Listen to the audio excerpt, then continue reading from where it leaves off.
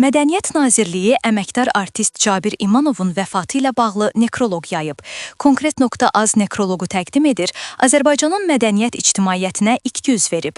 Tanınmış aktyor, əməkdar artist Cabir İmanov 29 sentyabr 2025-ci il tarixində 49 yaşında dünyasını dəyişib.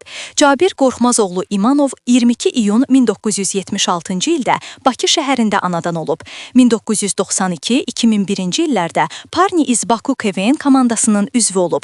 1992-ci ildə Keven çempionu, 1995-ci ildə Keven Yay Kubokunun sahibi, 2000-ci ildə isə Keven əsrin çempionu adına layiq görülüb. 2001-ci ildən Planet Parni iz Baku Keven teatrının aktyoruydu.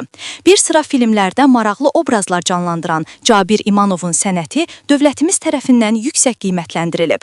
O, 2015-ci ildə əməkdar artist fəxri adı, 2021-ci ildə tərəqqi medalı ilə təltif edilib.